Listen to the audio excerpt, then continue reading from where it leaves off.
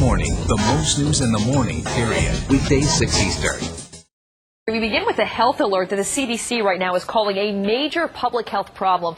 It's concern over drug-resistant staph infections.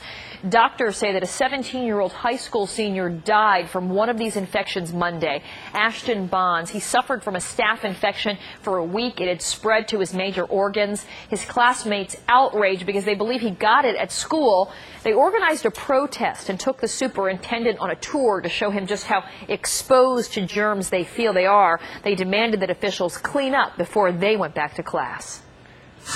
We're just trying to find answers. We want to know what's going to be done about cleaning up the school. I feel safe at all going back in there. Not only to remember Ashton, but to get it through to the administration and all that we don't want another one of our friends or another one of our classmates gone because of them not doing anything, and we want something done about this. There's a new CDC report showing this kind of staph infection called MRSA is more widespread than previously thought, that it affected 90,000 people in the year that they did research, affecting more people than even the HIV virus. Well, CNN's chief medical correspondent, Dr. Sanjay Gupta, is at the medical update desk. That's astounding. So more people died from this and died from AIDS in the year that they did research on this? Yeah, you know, they talk about that 94,000 number in terms of the number of cases of MRSA. About 19,000 people died as a result. So you can see the percentage of people dying who get the infection is quite high. We're starting to see this particular infection, again called MRSA, which means methicillin-resistant Staph aureus. It's a bacteria that doesn't respond to antibiotics.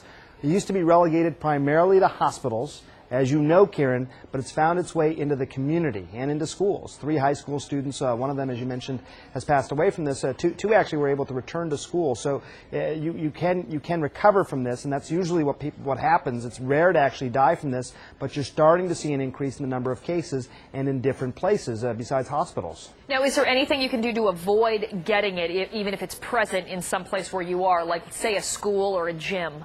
Yeah, you know, you talked a lot about hygiene. You heard those students talking about that as well in terms of cleaning the surfaces. This is a bacteria that can sort of live on surfaces. So just, you know, we talk about washing hands a lot, but that's so important here.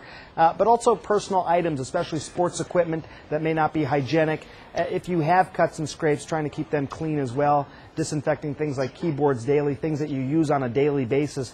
This may sound very commonsensical to people who are listening, but it works in terms of actually trying to keep this antibiotic-resistant bacteria from spreading, which can spread from close skin-to-skin contact and from open wounds, Karen. All right. Sanjay, thanks a lot. Thank you.